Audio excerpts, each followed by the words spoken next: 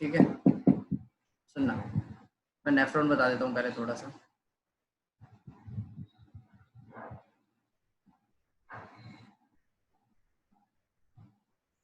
ठीक है, देखना,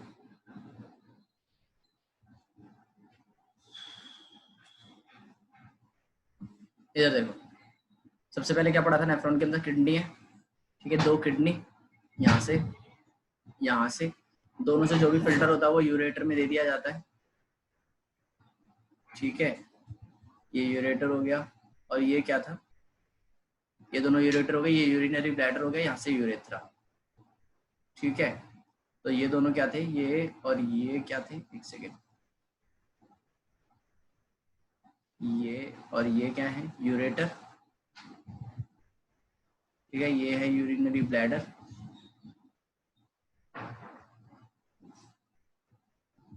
ठीक है, और ये यूरेथ्रा। ठीक है, सुनना, और ये दोनों क्या हो गए? किडनी। अब हमने ये पढ़ा था कि इन दोनों के अंदर से जो भी फिल्ट्रेशन चलती है, ठीक है, वो सारी चीजें फिल्टर कहाँ पे होती है? इन दोनों के अंदर होती है। इन दोनों में क्या होता है? नेफ्रॉन होता है। नेफ्रॉन कैसा दिखाई देता है? तो नेफ्रॉन का स्ट्रक्चर कुछ ऐसा था। सबसे पहले ग्लोमेरुलस हेड, ग्लोमेरुलस हेड में से जो भी चीजें फिल्टर होती है वो किसमें आ जाती है? हेनलेस लूप में आ जाती है। ठीक है, हेनलेस लूप की दीवारें भी क्या करती है? एब्जॉर्ब करती हैं काम की चीजें, और वो किसको दे देती हैं? आगे जाकर वो दे देती हैं कलेक्टिंग ट्यूब को। ठीक है, कलेक्टिंग ट्यूब के पास आ गया। सुनना, सबसे पहले ग्लोमेरुलस हेड में फिल्ट्रेशन चली, फिर हेनलेस लूप में आई, ठीक है, और फिर कलेक्टिंग ट्यूब में। ऐसी कलेक्टिंग ट्यूब में कई जगहों से गंदगी आ रही होती है। एक सेकेंड, ठीक है, कई जगहों से गंदगी आ रही होती है, तो ये गंदगी क्या करती है? यहाँ पे फिल्टर होते होते आगे बढ़ती रहती है। समझ आया मैंने क्या बोला? ठीक है, आप समझना जरा ध्यान से इस चीज को। तो ये तो ठीक है भैया, समझ में आ गया हमको। अब आगे बताओ, तो देखना यार, दोबारा सुनो। यहाँ पे बहुत सारे नेफ्रॉन होते हैं। यहाँ पे कितने नेफ्रॉन हो सकते हैं एक के अंदर? एक के अंदर मिलियंस ऑफ नेफ्रॉन होते हैं। मिलियन का मतलब बहुत सारे, अनगिनत। ठीक है, तो इसका मतलब यहाँ पे नेफ्रॉन आ गए। अब वो नेफ्रॉन अलग अलग अपना अपना फिल्टर करते हैं। जैसे कि ये एक सेकंड रुक जाओ यार, एक सेकंड रुक जाओ बस।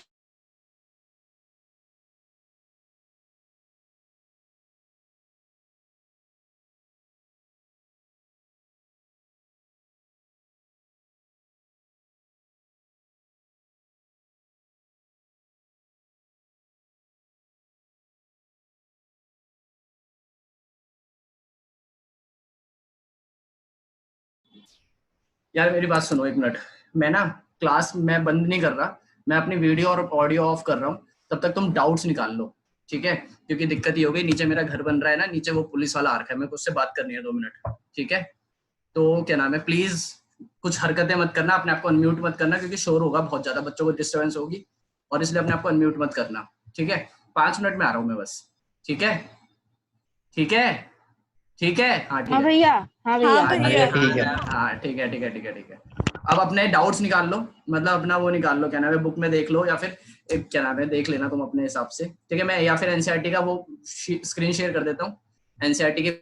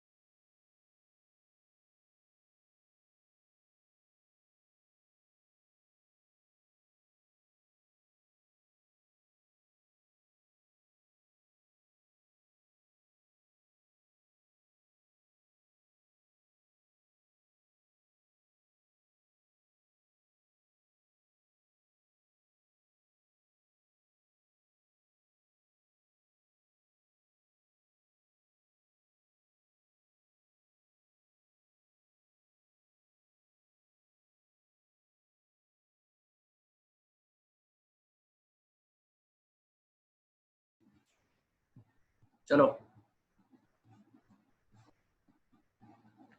स्टार्ट करें। हाँ भैया। चलो ठीक है, अब देखना मैं कहाँ पर था, मैं उसी को दिखा देता हूँ पहले दोबारा। सुनना यहाँ पर सबसे पहले क्या हुआ, यहाँ पर क्या नाम है, नेफ्रॉन थे, ठीक है। नेफ्रॉन से फिल्ट्रेशन हो रही थी। फिल्ट्रेशन सबसे पहले कौन काम करता है, ग्लोमेरुलस हेड। ग्लोमेरुलस हेड से जो भी गंदगी ट्रांसफर होती है वो कहाँ पे होती है, हैंडलेस लूप के अंदर। हैंडलेस लूप में गंदगी आगे बढ़ती जाती है, काम की चीजें एब्जॉर्ब होती जाती दीवारों से, ठीक है। फिर आता है इसके अंदर, फिर आती है कलेक्टिंग ट्यूब। ऐसे कलेक्टिंग ट्यूब के अंदर बहुत सारी जगहों से गंदगी आ रही थी, वो सारी गंदगी कलेक्ट करके किसको दे देता है, यूरेटर को दे देता है, ठीक है। यूरेटर से गंदगी आती है, फिर यूरिनरी ब्लैडर में स्टोर होती है, और फिर यूरिनरी ब्लैडर से यूरेथ्रा से एक्सक्रीट आउट हो जाती है। ये थी साइकिल पूरी, ठीक है। अब सुनना जरा ध्यान से, अब कुछ पूछना है तो और पूछो।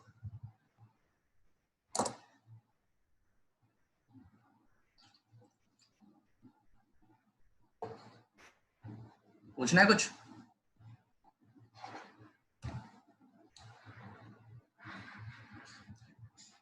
चलो फिर एनसीईआरटी पे आओ।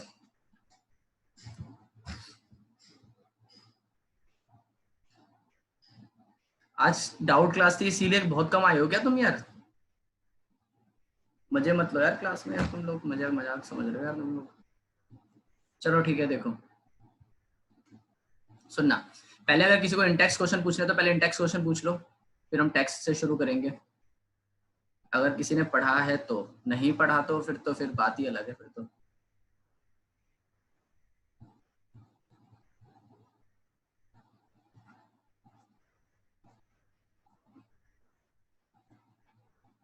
देखना सुनना जरा, wise diffusion insufficient to meet the oxygen requirement of multicellular organisms like human।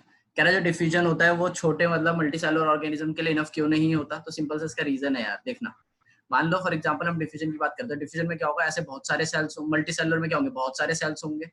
अब अगर यूनिसेलुलर होता तो एक सेल होता, डिफ्यूजन से वो कोई भी चीज अंदर आती पूरी बॉडी यूज कर लेती, ठीक है। लेकिन मल्टीसेलुलर में क्या होगा, मल्टीसेलुलर में होगा ये कि बहुत सारे सेल्स हैं, तो एक से अंदर आएगा, फिर दूसरे में जाएगा, फिर दूसरे से तीसरे, तीसरे चौथे में, अब लाखों सेलों को ऐसे आर पार करना पड़ेगा।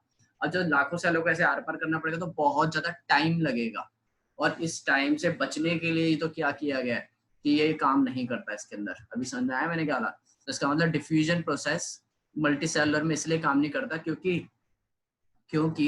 क्या नाम है, वो डिफ्यूजन प्रोसेस बहुत ज्यादा स्लो प्रोसेस होता है और मल्टीसेलुलर में बहुत ज्यादा टाइम ले लेगा। What criteria do we use to decide whether something is alive, ठीक है। तो कैरेक्टरिस्टिक्स ऑफ लिविंग ऑर्गेनिज्म कितनी सारी बता रखी है मैंने तुम लोगों को, ठीक है। What are outside raw material used by an organism, ठीक है। कौन कौन से रॉ मटेरियल होते हैं जो ऑर्गेनिज्म यूज करते हैं, ठीक है। कौन कौन से प्रोसेस होते हैं जो एसेंशियल रॉ मटेरियल, पता है ना क्या क्या थे, CO2, ठीक है, H2O, ठीक है, सनलाइट, ठीक है, और क्या था, मिनरल्स, ठीक है, ये सारा। Sir what are the processes would you consider essential for maintaining life, कह रहा है लाइफ को मेंटेन करने के लिए कौन कौन सी चीजें इसेंशियल है, what would you consider essential, क्या क्या क्या चीजें जरूरी है। तो फूड जरूरी है, ऑक्सीजन, अगर ह्यूमंस की एनिमल्स की बात करें तो ऑक्सीजन जरूरी है, ठीक है। इसका मतलब तुम इसके लिए सीधा लिख सकते हो गैसेस, ठीक है, गैसेस जरूरी है, तो ये सारी चीजें जरूरी है, ठीक है। आगे सुनना, भैया थर्ड क्वेश्चन में तो ऑर्गेनिज्म के बारे में पूछा ना, कोई प्लांट के बारे में। What are outside raw material used by an organism, बाहर के कौन से रॉ मटेरियल यूज करता है ऑर्गेनिज्म, यही तो बोला है। ऑर्गेनिज्म का मतलब तो देखो, आपने प्लांट के बताया। ठीक है ठीक है ठीक है, रॉ मटेरियल इसलिए बोला हुआ है, क्या नाम है, प्लांट्स के लिए इसलिए बोलते हैं। देखो सिंपल सा तुम ये बोल सकते हो यहाँ के लिए फूड बोल सकते हो, ठीक है। लेकिन अगर रॉ मटेरियल अगर यूज हो रहा है ना तो प्लांट्स के बारे में ही बोला जा रहा है, इसका अंदर रॉ मटेरियल क्योंकि प्लांट्स ही यूज करते हैं, ठीक है, इसलिए मैंने सीधा प्लांट्स के बारे में बताया। लेकिन हाँ अगर तुम्हें जनरल लेना है, दोनों के लिए लेना है, एनिमल और मतलब एनिमल और प्लांट्स दोनों के लिए लेना है, तो तुम सीधा सीधा चीजें बोलोगे कि हमको ये मिनरल्स चाहिए होते हैं, फिर तुम बोलोगे कार्बोहाइड्रेट हो गया, ठीक है, मिनरल्स हो गए, ये सारी चीजें बोलनी पड़ेगी फिर तुम्हें, ठीक है। और फोर्थ क्वेश्चन में हमारे को प्रोसेसेस बताने, मतलब डाइजेशन, एक्सक्रीशन वगैरह। What are the processes would you consider essential, हाँ और क्या, कि कौन कौन से प्रोसेसेस एसेंशियल हमारे को जिंदा रखने के लिए, ठीक है। तेरा है आगे मेरा तो नहीं, मुश्किल है मेरा भी। कौन है ये, म्यूट करो अपने आप को यार, ठीक है। सुनना, नहीं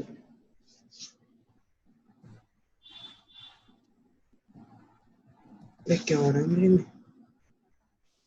कौन है ये महापुरुष? मेरा ये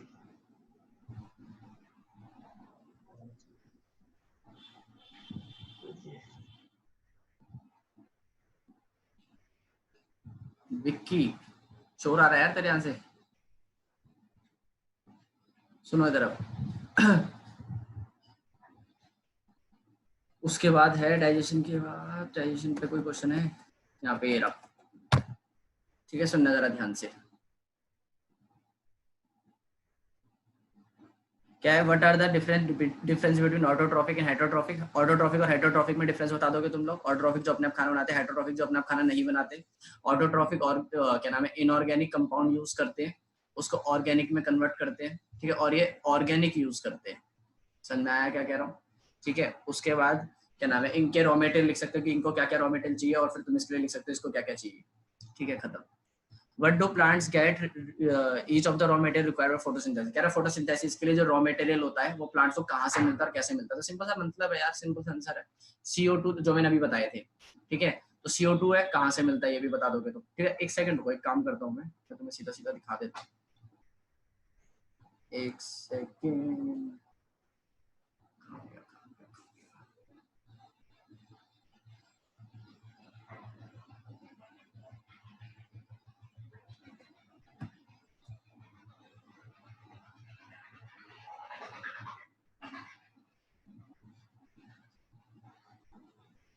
एक सेकंड रुक जाओ बस।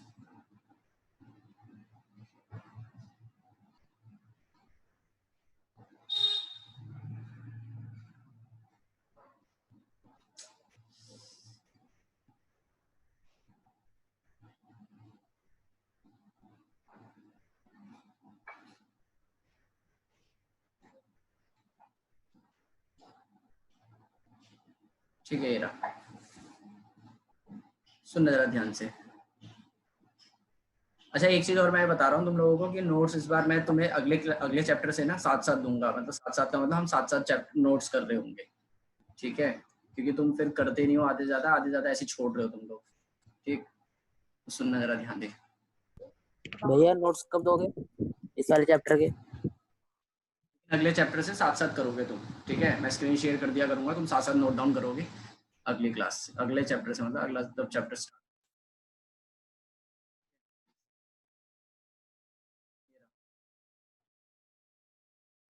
ठीक है, ये तो देखना, ये रहा रॉ मटेरियल। ठीक है, रॉ मटेरियल ये रहा। रॉ मटेरियल में क्या क्या चीजें चाहिए होती तो मैं ये बता देता हूँ, एक सेकेंड को। ठीक है, सबसे पहले ये चीजें हैं रॉ मटेरियल। ठीक है, तुम लोगों को दिख नहीं रहा होगा, एक सेकेंड रुको।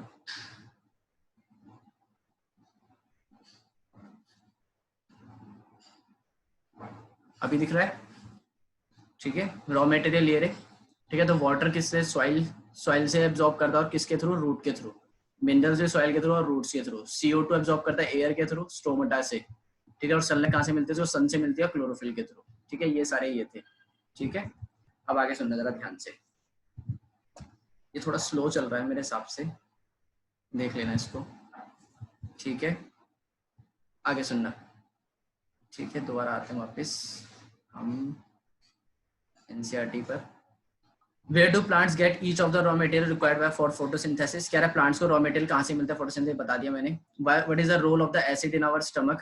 कह रहा है एसिड का क्या रोल है हमारे स्टमक में। ठीक है, तो एसिड का क्या रोल है, एसिड क्या क्या काम करता है, तो मैं वो सारे बता रहा हूँ, ध्यान से समझना जरा, पहले सुनना जरा। एसिड सबसे पहली बात तो काम क्या करता है, एसिडिक मीडियम बनाता है। एसिडिक मीडियम से फायदा क्या होता है, एसिडिक मीडियम से फायदा ये होता है कि जो पेप्सिन है, जो प्रोटीन तोड़ने के लिए आता है, वो सही से काम कर पाता है, पहला काम। दूसरा काम क्या होता है कि हमने जो खाना खाया उसके अंदर क्या होता है, बहुत सारे पैथोजन हो सकते हैं। पैथोजन का मतलब उसके अंदर बैक्टीरिया हो सकता है, ठीक है, वायरस हो सकता है, या फिर और भी बहुत सारे पैथोजन जो होते हैं, प्रोटोजोआ वगैरह, फंजाई वगैरह, वो सब हो सकते हैं। तो इन ये सब हमारी बॉडी को खराब कर सकते हैं, तबीयत खराब कर सकते हैं हमारी। तो एसिड क्या करता है, इन पर अटैक करता है और इनको मार देता है। समझना है मैंने क्या बोला? ठीक है, तो ये काम है, यूजेस है HCl के हमारे स्टमक में, ये काम फायदे उठाते हैं उनसे। What is the function of digestive enzyme? तेरे डाइजेस्टिव एंजाइम्स के क्या क्या फंक्शन है, तो तुमको सिंपल सा ये याद रखना है कि कौन कौन से एंजाइम हमने यूज करे हैं पूरे उसमें, और उनके क्या क्या काम थे। सबसे पहले कौन सा आता है, सलाइवरी एमाइलेज आता है। ठीक है, ये एंजाइम था। ठीक ये तो सलाइवरी अमाइलेज क्या करता है, सलाइवरी अमाइलेज करता है स्टार्च को ब्रेक डाउन करता है। तो सिंपल सा लिखना है तुम्हें कि क्या फंक्शन है डाइजेस्टिव एंजाइम्स का। तुम सीधा सीधा ये लिखोगे कि जो डाइजेस्टिव एंजाइम्स होते हैं वो हेल्प करते हैं बड़ी बड़ी मॉलिक्यूल्स को, बड़े बड़े मॉलिक्यूल्स को ब्रेक डाउन करने में।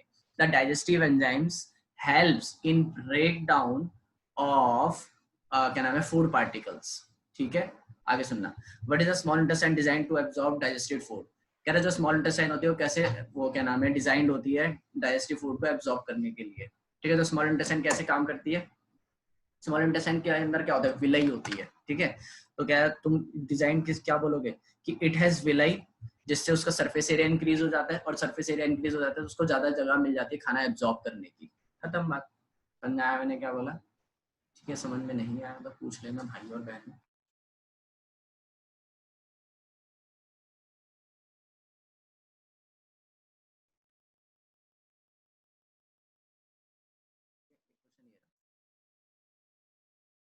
जरा ध्यान से।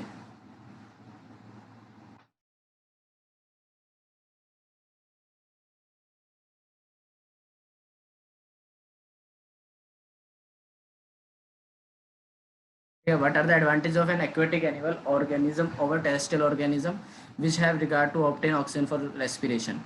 ठीक है, कह रहा है what advantage over N aquatic और टेरेस्ट्रियल ऑर्गेनिज्म के क्या क्या फायदे होते हैं ओवर एक्वेटिक एनिमल्स। हमने पढ़ा था ना कि एक्वेटिक एनिमल है, ठीक है, और एक टेरेस्ट्रियल एनिमल है। ठीक है, तो ज्यादा एडवांटेजेस किसको होती है, तो हमने पढ़ा था टेरेस्ट्रियल को होती है। रीजन क्या था, अब सिंपल सा इसका आंसर था यार, टेरेस्ट्रियल वाला जो ऑक्सीजन होता है वो एयर से लेता है। ठीक है, और जो एक्वेटिक वाला होता है वो ऑक्सीजन कहाँ से लेता है, वाटर से लेता है। तो टेरेस्ट्रियल वाले को फायदा क्या है कि एयर के पास ज्यादा अमाउंट ऑफ ऑक्सीजन होती है, लेकिन वाटर के पास ऑक्सीजन की अमाउंट क्या होती है, कम होती है। इसीलिए जो एक्वेटिक वाला होता है उसको जल्दी जल्दी ब्रीथ करना पड़ता है, जल्दी जल्दी सांस लेनी पड़ती है ताकि ऑक्सीजन रिक्वायरमेंट पूरी हो सके। लेकिन टेरेस्ट्रियल वाला थोड़ी सी सांस लेता है, थोड़े काम में काम चला देता है। समझ में आ रहा है मैं क्या कह रहा हूँ? ठीक है, ये इसका आंसर था। खत्म। What are the different ways in which glucose is oxidized to provide energy in various organisms? कह रहे ग्लूकोज कैसे ऑक्सीडाइज होता है अलग अलग तरीके से। तो हमारे पास दो मेन तरीके हैं। देखो तीन तरीके थे वैसे, लैक्टिक एसिड वाला अलग तरीका था, लेकिन मेनली दो तरीके हैं। एक है एरोबिक तरीका और एक है एनाएरोबिक तरीका। ठीक है, लेकिन अगर तुम्हारा मन करे तो तुम तीसरा भी लिख सकते हो, तुम्हारी मर्जी है, मसल सेल्स वाला तरीका। समझ में आया मैंने क्या बोला? सुनना। How is oxygen and carbon dioxide transport in our body. कह रहा है ऑक्सीजन और कार्बन डाइऑक्साइड हमारी बॉडी में कैसे ट्रांसपोर्ट होते हैं।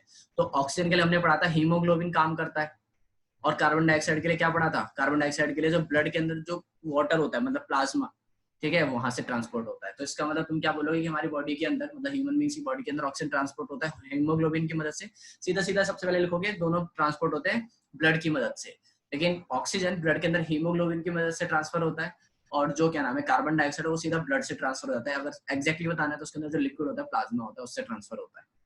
How are lungs designed in human beings to maximise the surface area for exchange of gases. कह रहे जो लंग्स कैसे डिजाइंड होते हैं ह्यूमन बीइंग्स के जिससे वो मैक्सिमम एरिया बना सकते हैं। तो उनके पास क्या होता है, एल्वियोली होती है, याद है ना। हर जो लंग्स ऐसे ऐसे डिवाइड हो रहे थे एंड में जाके, और हर किसी के एंड में क्या था, एक बैग की तरह स्ट्रक्चर था। तो वो जो बैग था उसका नाम क्या था, एल्वियोलाई। तो एल्वियोलाई तो है जो सरफेस एरिया इंक्रीज कर देता है, और सरफेस एरिया इंक्रीज कर देता है तो फायदा क्या होता है, फायदा ये होता है कि वो क्या नाम है सरफेस एरिया इंक्रीज होता है तो फायदा क्या होता है कि वो क्या नाम है ज्यादा से ज्यादा गैस एब्जॉर्ब कर सकता है, एक साथ ज्यादा से ज्यादा गैस उस ऑर्गेनिज्म को मिल सकती है। ठीक है, आगे बढ़ते हैं। एब्सेंस ऑफ ऑक्सीजन में जो रेस्पिरेशन होती है वो, अगर एब्सेंस ऑफ ऑक्सीजन है तो ग्लूकोज टूटेगा इसके अंदर, पायरुविक एसिड के अंदर, और पायरुविक एसिड जैसे टूटेगा तो वो मूव कर जाएगा किसके अंदर, माइटोकॉन्ड्रिया के अंदर, और वहां पर बनेगा एक CO2, एक इथेनॉल, और सारा काम चला था ATP के लिए, तो ये बनेगा। समझ में आया? अगर होता ये एरोबिक तो 3 CO2 बनते, ये नहीं बनता, और ये तो बनता ही बनता। समझ में आया मैंने क्या बोला? खत्म। सुनना जरा ध्यान से, आगे देखते हैं।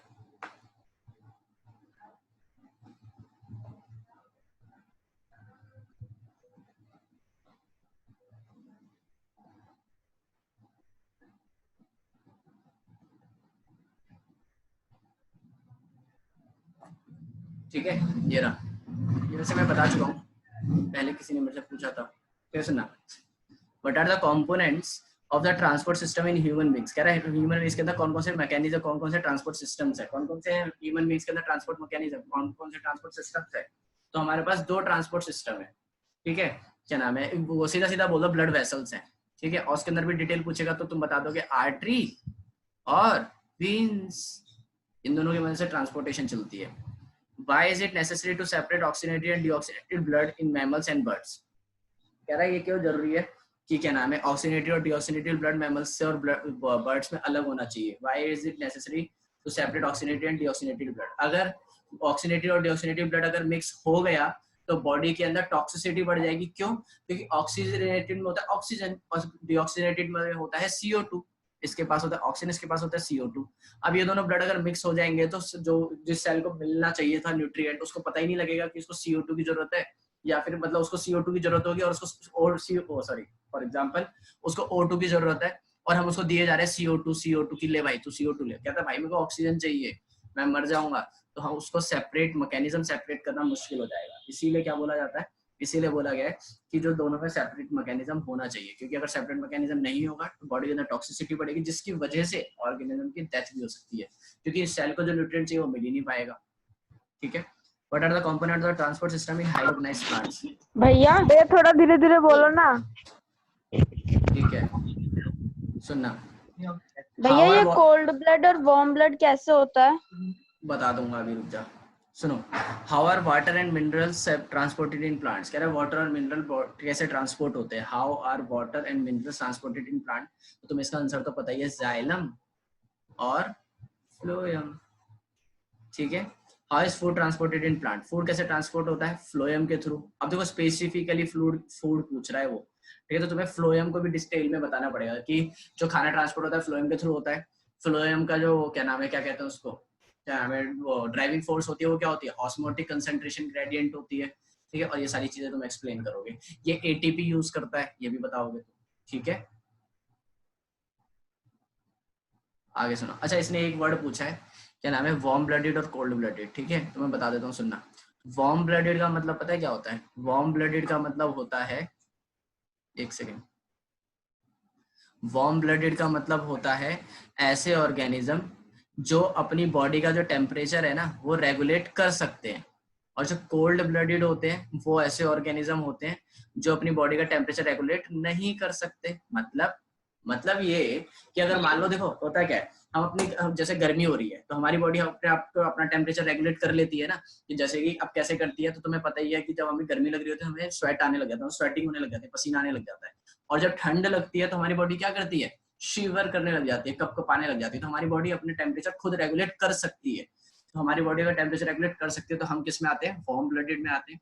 ठीक है। और जिन ऑर्गेनिज्म की बॉडी टेम्परेचर रेगुलेट नहीं कर सकती वो किस में आते हैं, कोल्ड ब्लडेड में आते हैं। भैया इसका एग्जांपल, तो सर इसका एग्जांपल है, क्या था वो, जैसे कि फॉर एग्जांपल तुम क्या बोल सकते हो, स्नेक, वो बोल सकते हो स्नेक, तो चलो तुमने थोड़ा कम पढ़ा होगा, लेकिन तुम उसके लिए पोलर बियर सुना होगा तुम लोगों ने, कि वो हाइबरनेशन में चले जाता है। ठीक है। तो हाइबरनेशन में देखा ना कि वो बर्फ के उसके अंदर घुस जाता है, क्योंकि बर्फ के अंदर क्या होती है, गर्मी होती है। शायद तुम्हें पता हो कि बर्फ के जो अंदर होता है उसके अंदर गर्मी होती है, तो वो क्या चला जाता है 6 महीने के लिए उसके अंदर चला जाता है। जैसे बाहर सर्दी बढ़ती है तो वो वहां पे चले जाता है। रीजन, क्योंकि वो अपना टेम्परेचर रेगुलेट नहीं कर सकता। ठीक है। ये हम टेम्परेचर रेगुलेट कर सकते हैं, तो हम किस में आते हैं, हम वार्म ब्लडेड में आते हैं। और वो किस में आते हैं, वो कोल्ड ब्लडेड में आते हैं। चलो ठीक है सर, आगे बढ़े, आगे सुनना।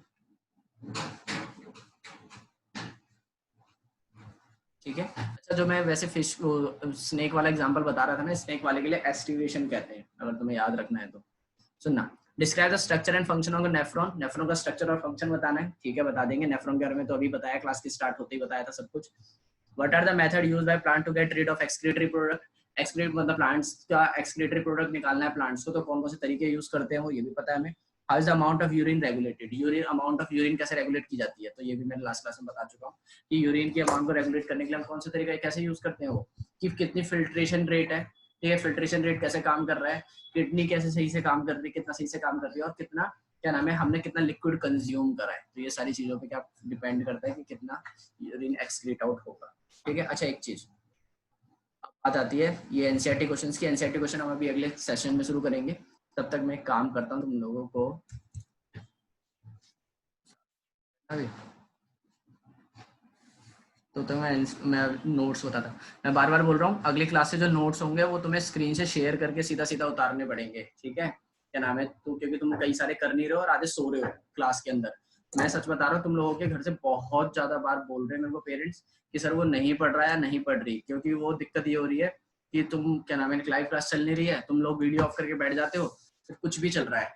ठीक है, तो मैं बार बार बोल रहा हूँ, ये ना तुम मेरा नुकसान कर रहे ना पेरेंट्स का, तुम अपना नुकसान कर रहे हो। ठीक है, तुम अपना नुकसान कर रहे हो, और जितना ज्यादा नुकसान करोगे, देखो सिंपल सा लॉजिक है कि मैं अभी क्या नाम है, जैसे एक पेरेंट का भी कॉल आया था कि सर आप ऑनलाइन कब ऑफलाइन कब स्टार्ट करोगे, तो देखो ऑफलाइन ना अभी पॉसिबल भी नहीं है कुछ दिनों तक। तो रीजन ये है क्योंकि सिंपल सा मतलब है यार, गवर्नमेंट अगर सारे रेगुलेशन खोल भी देगी ना, गवर्नमेंट ये भी बोल देगी कि चलो आप मतलब स्टार्ट कर लो, क्या नाम है, आप ऑफलाइन स्टार्ट कर लो।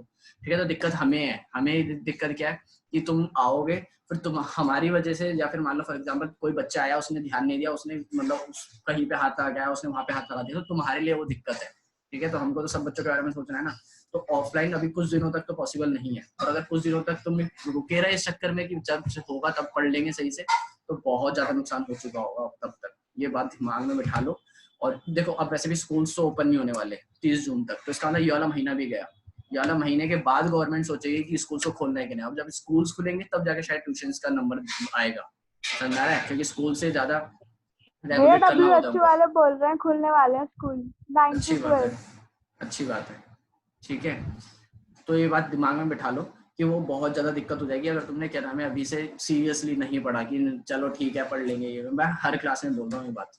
ठीक है, और हर क्लास में बोलने का मतलब है कि बहुत ज्यादा इंपॉर्टेंटली तुम्हें समझाई जा रही है ये बात कि तुम मजाक में जितना लोगे, जितना लाइटली लोगे, उतना ज्यादा दिक्कत होने वाली है। ठीक है, सुनना जरा ध्यान से। मैंने रॉ मटेरियल बताए थे अभी, ठीक है, इसके बारे में सुनना एक सेकंड।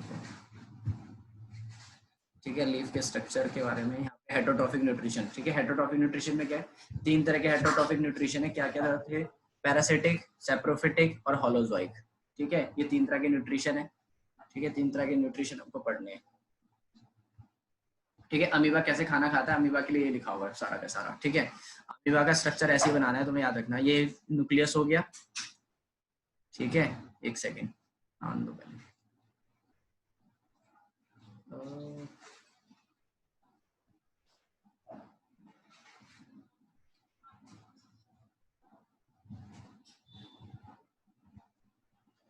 ठीक है, सुनना, ये न्यूक्लियस हो गया।